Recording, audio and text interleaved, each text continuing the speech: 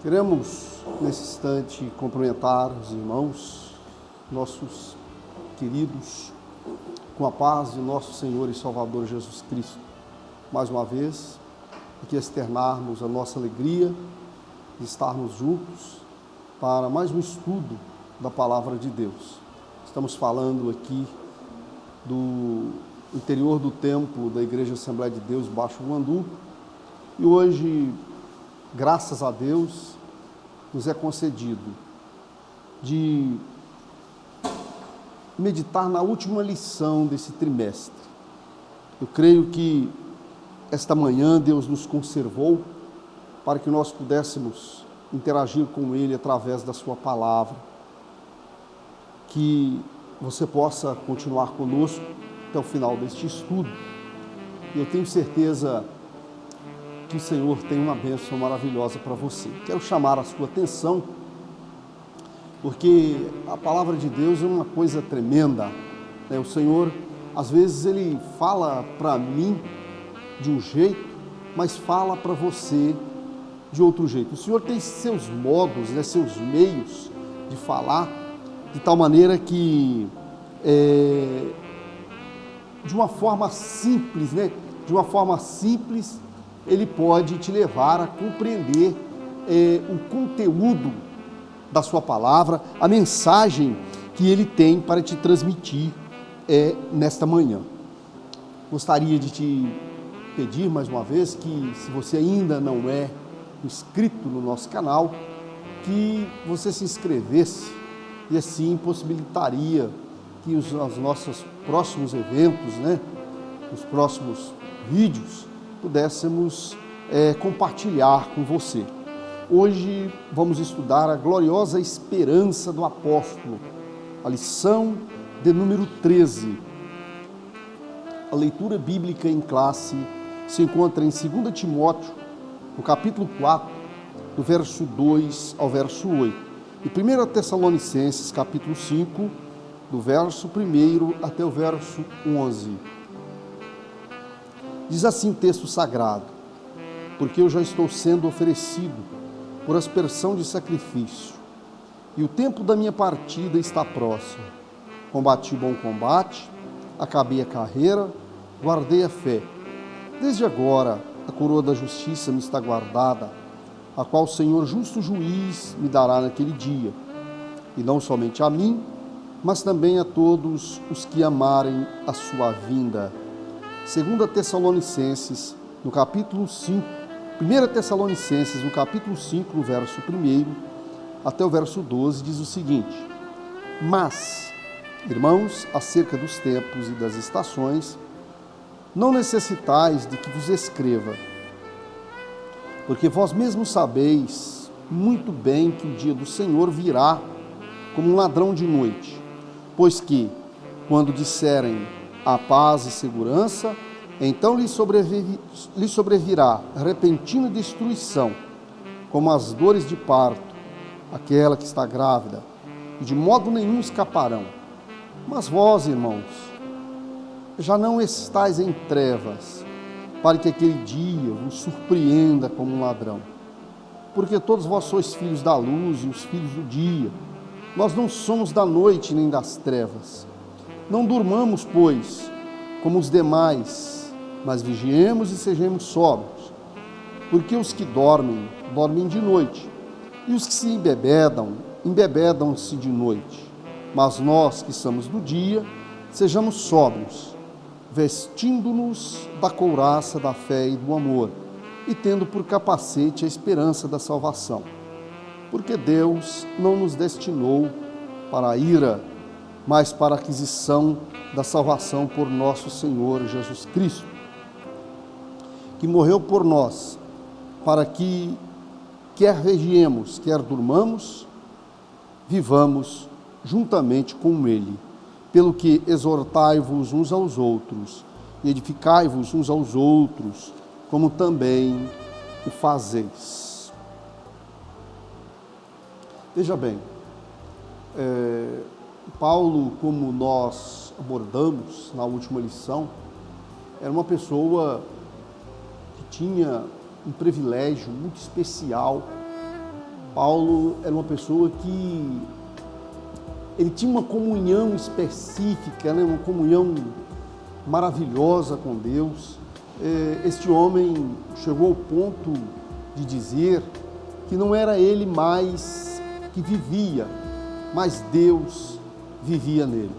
Então, a partir do momento da sua experiência com o Senhor na estrada de Damasco, ele experimentou uma conversão completa, plena, de tal maneira que o Espírito de Deus habitava na vida dele, e essa convivência no dia a dia, nos desdobramentos em seu ministério, lhes permitia ter uma comunhão, ter um contato especial, de tal maneira que ele compreendia acerca do Senhor.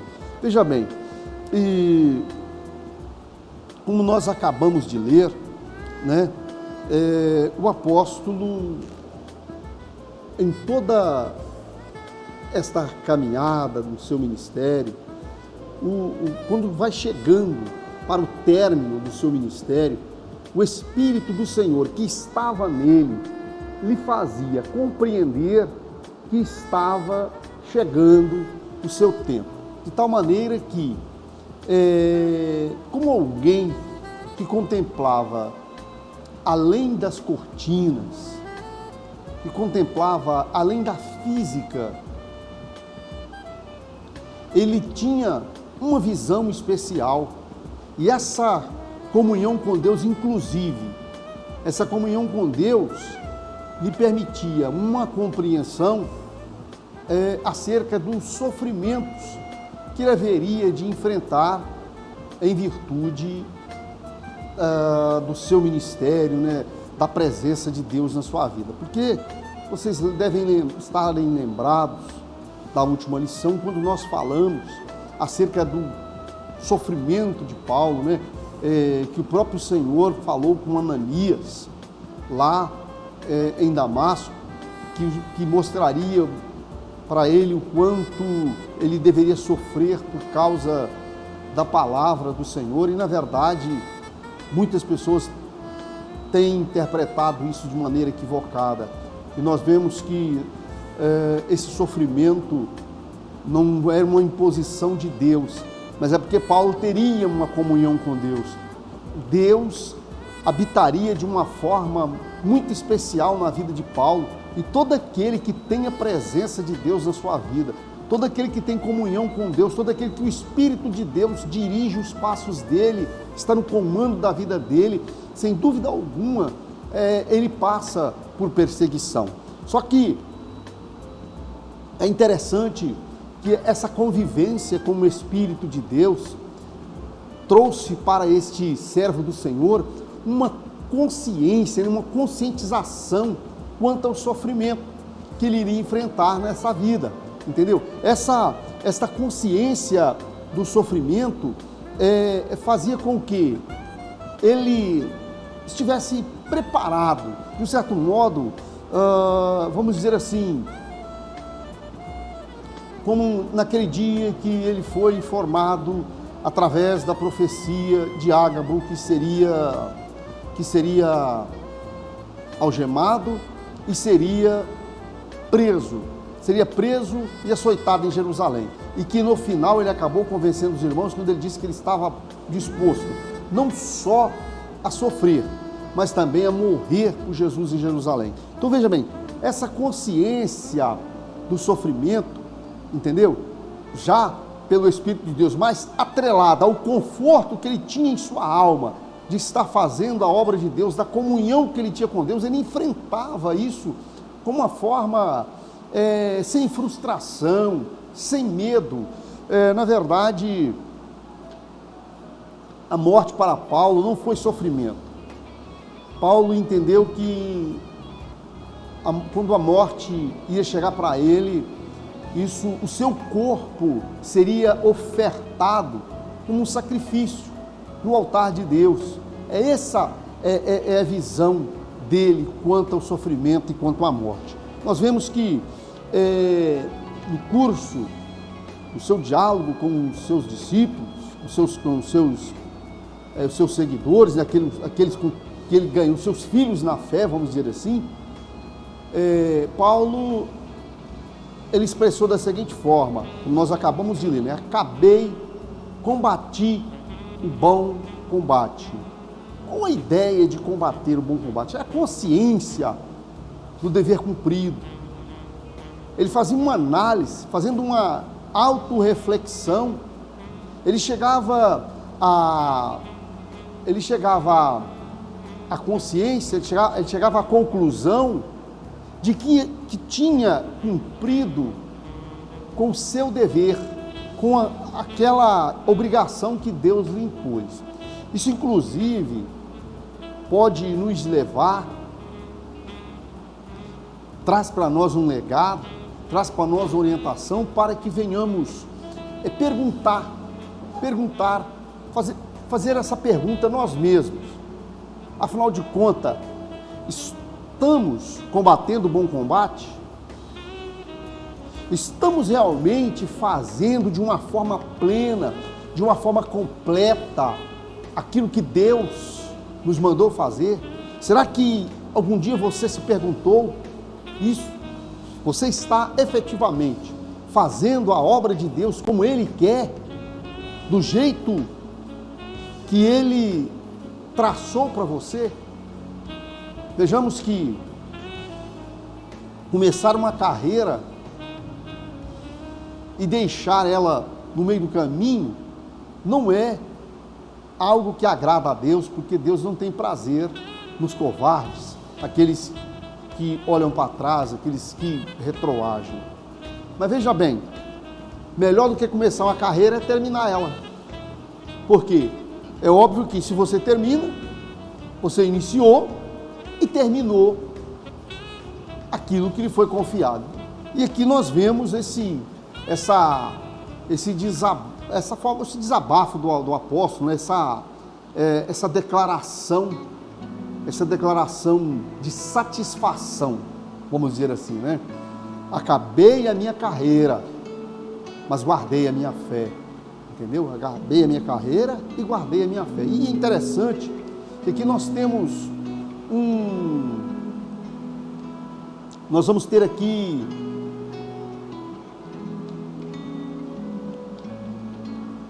a satisfação, a grata satisfação de ter completado a obra de Deus, correto? Acabei a minha carreira, guardei a minha fé. E o que é mais interessante, imaginemos, porque se ele enfrentava os perigos, não temia a morte, porque tinha certeza do que lhe esperava, do que lhe aguardava, então quer dizer, isso que lhe aguardava é o que ele chama de coroa da vida, né? Só me resta agora a coroa da vida, a qual me dará o Senhor.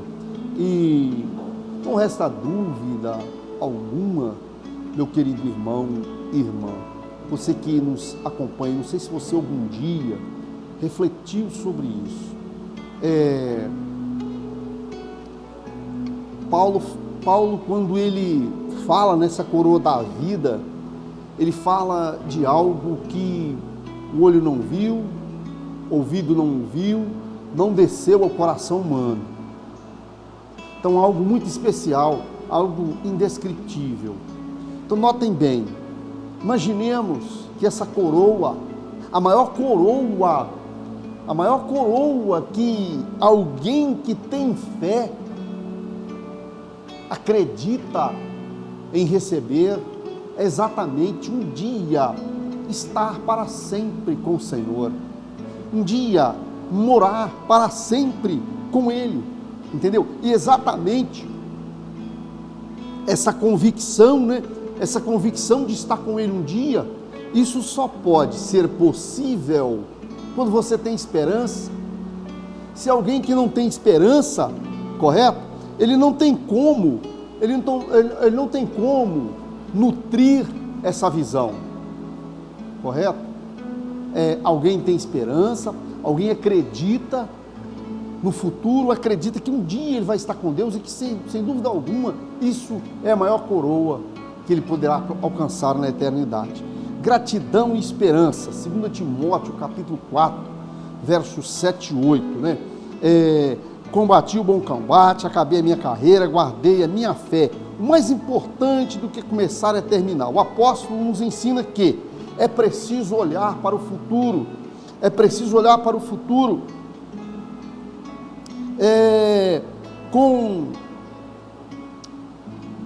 com fé, é preciso olhar para o futuro de uma forma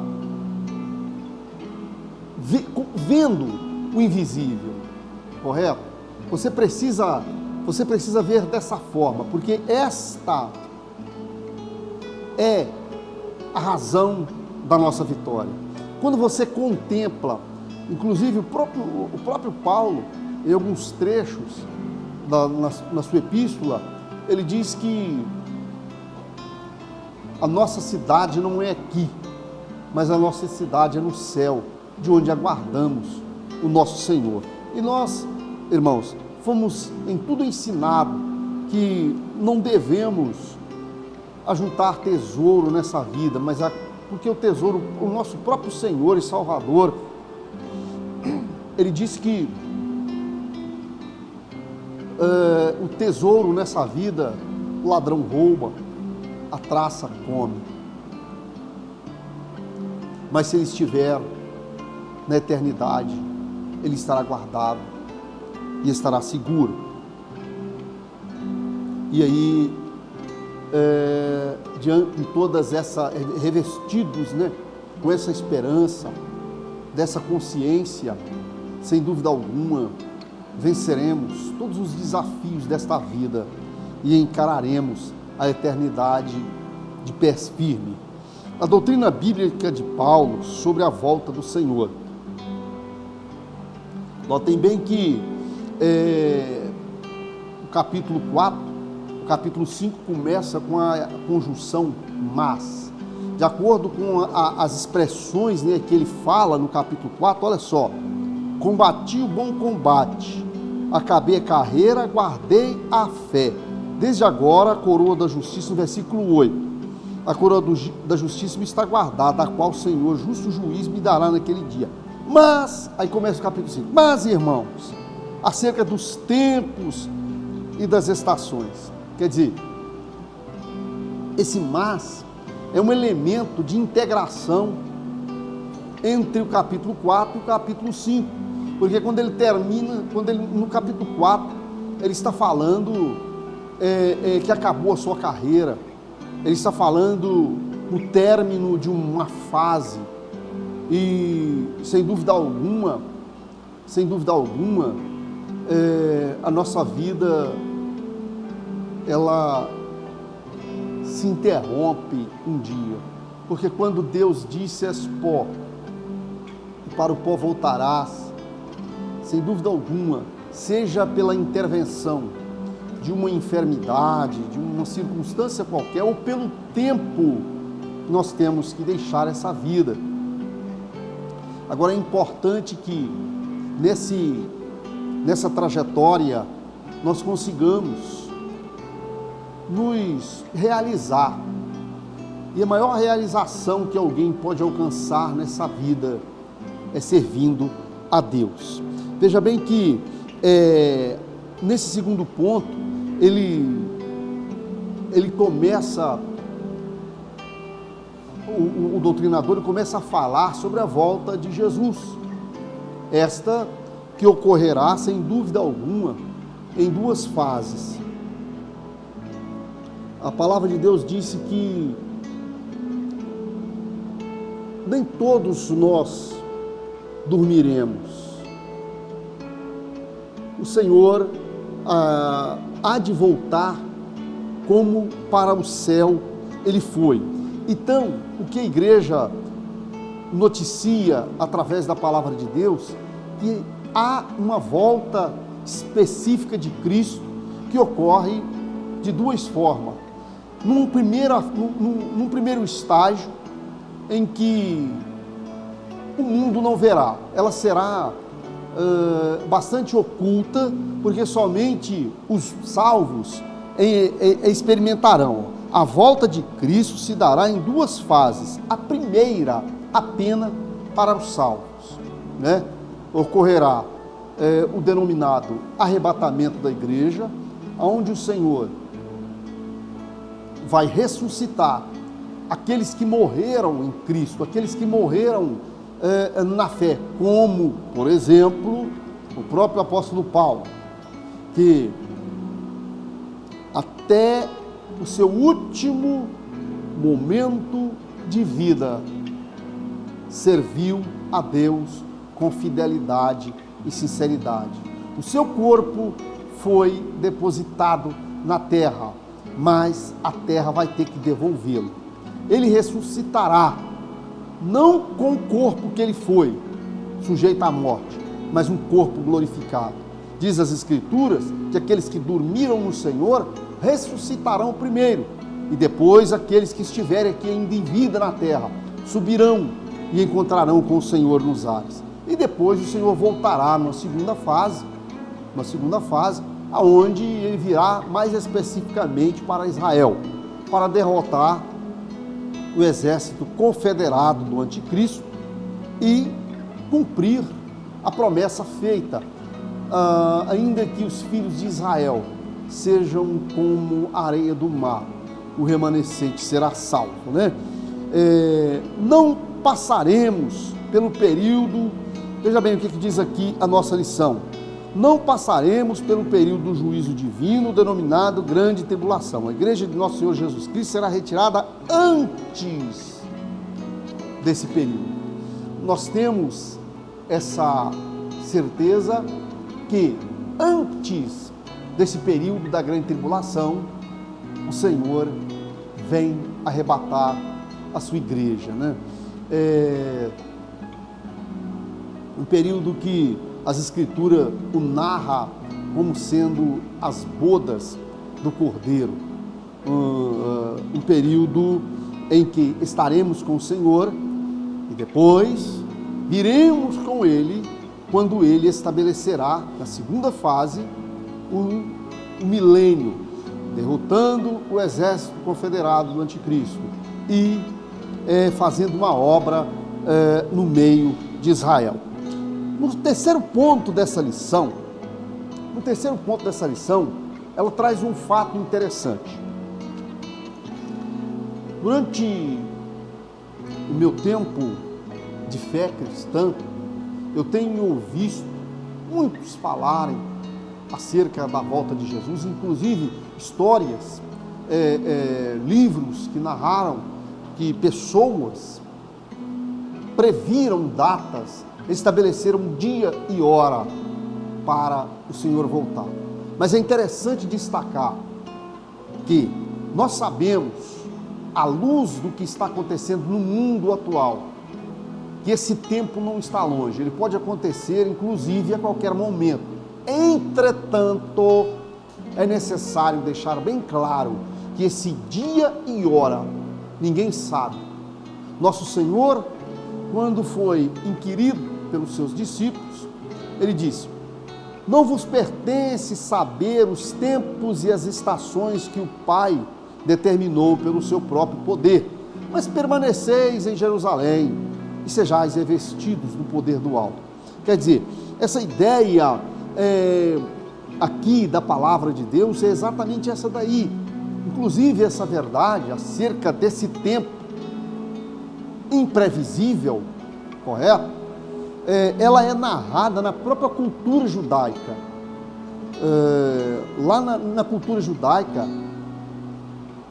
o noivo, ele constitui, faz um contrato de casamento com o pai da noiva, chamado Ketubá, e só que o dia e a hora do casamento, o noivo não sabe.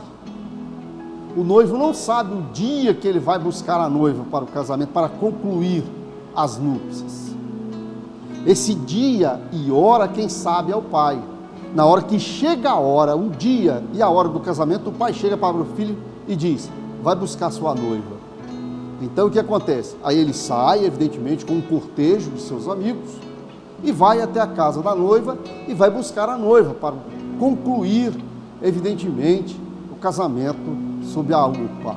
Mas a realidade é que essa palavra, Deus, através dessa palavra, ele está exatamente a noticiar essa grande verdade acerca da volta do Senhor Jesus. Dia e hora, ninguém sabe. Muitos estabeleceram datas, mas todas frustradas, experimentaram frustração, porque o dia e hora ninguém sabe. Mas o Espírito de Deus, a dimensão do Espírito, como está escrito aqui, entretanto, as Escrituras Sagradas mostram que o derramamento do Espírito no dia do Pentecoste anuncia os últimos dias, ou seja, o Espírito na vida da igreja é anúncio de que brevemente o Senhor voltará. Aliás, aos 40 dias após a Páscoa, 10 dias antes da festa do Shavuot, ou festa do Pentecoste, o Senhor foi com os discípulos a um determinado lugar e subiu, despediu deles, e foi oculto numa nuvem no céu. E 2 varões apareceram para eles e disseram: varões galileus, por que estáis olhando para cima? Este Jesus que hoje vistes subir e se ocultar nas nuvens do céu, da mesma forma há de voltar. Então o Espírito do Senhor, depois desse dia, desse fato que eles testemunharam, eles foram para o cenáculo, eles foram para o templo e ali permaneceram em oração. E depois de 10 dias, desce o Espírito do Senhor e encheu a casa onde eles estavam. E esse revestimento da glória, esse revestimento da presença de Deus, é sinônimo que Ele vai voltar. Eu espero que você entenda isso. Isso é uma palavra que nós noticiamos, nós anunciamos, e ela não parece ser uma palavra que atrai a atenção. As pessoas não parecem querer ouvir isso. É melhor ouvir uma palavra de prosperidade, uma palavra de sucesso nessa vida, uma palavra de conquistas, né? Mas a maior conquista que o ser humano pode alcançar é exatamente ter a esperança de um dia estar com o Senhor, né? O Espírito e o porvir, temas da nossa pregação, como pentecostais clássicos, né? Como pentecostais nós primamos por esta verdade. Na verdade, sabe o que ocorre? Se formos refletirmos acerca da nossa realidade nessa vida, é um tanto deprimente. Nós vemos como as pessoas, às vezes, perdem tempo, né? Depositam as suas esperanças naquilo que não oferece, não oferta nenhuma segurança. Estão seguras na instabilidade. Entretanto, através da fé, através da luz da palavra, nós passamos a enxergar além do tangível, né? Além da física, e isso traz para nós, a palavra de Deus, que é espírito e vida, aliás, traz para nós um conforto muito especial, porque somos felizes nessa vida, porque Deus nos abençoa, o seu sol, a sua lua, a chuva cai sobre nós, mas a nossa realização, o nosso complemento, aquilo que nós mais desejamos, aquilo que está acima de tudo, não está aqui, debaixo do sol, não está nessa vida, né? É uma primícia que o salmista, um dia, vendo isso com tanta clareza, né? Bastante subjetivo para ele, ele externou: o Senhor é a porção da minha herança e do meu cálice, não tenho outro bem além de ti. Então, notem bem que, como pentecostais, nós devemos divulgar essa divina promessa, essa divina esperança. Não deixemos de dizer: Jesus em breve voltará, a igreja de Cristo nasceu no fogo e debaixo do fogo ela vai permanecer, como está escrito na palavra de Deus: o fogo arderá continuamente sobre o altar e não se apagará. Não devemos jamais deixar que essas chamas venham apagar. Eu quero ler aqui a conclusão para você nesta manhã. Veja bem, a bendita esperança de Paulo deve ser a nossa. A bendita esperança de Paulo deve ser a nossa. Ao longo do ministério do apóstolo, somos estimulados a viver no Espírito e ao mesmo tempo em vigilância, preparando-nos para o encontro com o nosso Senhor. Que vivamos no Espírito, guardando a bendita esperança. O Senhor Jesus pode voltar a qualquer momento para arrebatar a sua noiva. Andemos, pois, no Espírito. Lembra-te, meu amado irmão, do que nós falamos nessa manhã, acerca do casamento judeu, casamento dos judeus, casamento judaico. Nem o noivo sabe o dia de buscar a noiva. A igreja é a noiva do Senhor. Por isso o Senhor disse: nem os anjos, nem o Filho sabe aquele dia, somente o Pai. Mas esse tempo está chegando, porque inobstante nós não podemos definir o dia e hora, Ele deixou para nós alguns sinais, algumas coisas que noticiam que esse tempo está chegado. E aquilo que Ele deixou como sinal está acontecendo já há bastante tempo.